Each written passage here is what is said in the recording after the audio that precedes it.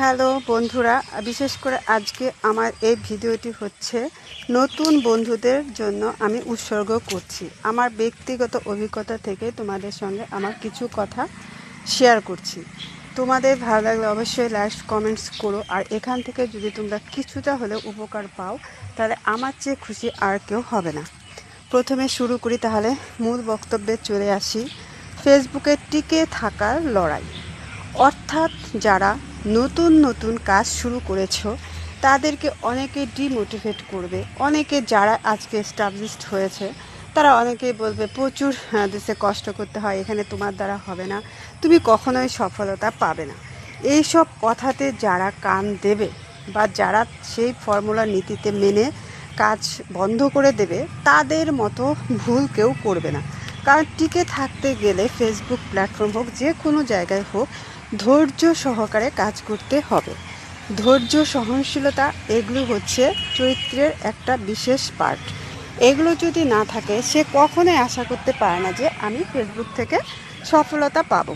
তাই বলছি, অনেকে ডিমোটিভেট করবে, তারপরে এখানে অনেক কিছু হিংসে রেষারেষি, তোমাকে হয়তো যখন দেখবে তুমি একটু একটু করে উপরে লেভেলে উঠছো, কী করে তোমাকে টেনে নিচের দিকে নামানো যায় সেটাও করার চেষ্টা করবে। অনেকে আছে, সবাই না, কিন্তু ইনকেস সবাই নয়, ভালো আছে, কিন্তু তখন কি করতে হবে তুমি তার বুঝতে পারছো না, তুমি তোমার কাজ করে যাবে।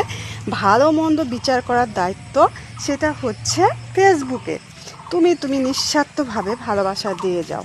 আমি যেটা করে থাকি, অনেকেই দেখেছি যে আমি যখন সেরকম নতুন শুরু করেছি, কেউ একটা লোক অ্যানি পার্সন আমাকে কেউ কোনোরকমভাবে হেল্প করেনি। সে নিজের বাড়ির লোক হোক, বাইরের হোক, আত্মীয় পরিজন বলো, বন্ধুবান্ধব বলো।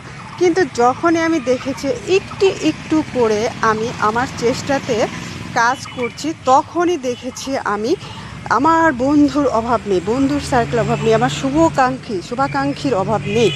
তাই বলছি, ধৈর্য সহকারে কাজ করো। যারা আজকে তোমাকে অনেক ধরনের কথা বলছে, অনেক বাজে বাজে মন্তব্য করছে, তারাই এক সময় দেখবে তোমাকে অনেক অনেক ভালোবাসা দেবে, তোমার কাছ থেকে অনেক কিছু জানতে চাইবে, ঠিক আছে? তাই বলছি, ধৈর্যই হচ্ছে মেন। এখানে সফলতা পেতে গেলে ধৈর্য সহকারে অবশ্যই কাজ করতে হবে। কথাগুলো যদি ভালো লাগে অবশ্যই কিন্তু একটু মেনে চলবে। আরেকটি কথা, লাস্ট একটা কথা বলছি, আমি কিন্তু ফুলের ভালোবাসা দিয়ে থাকি।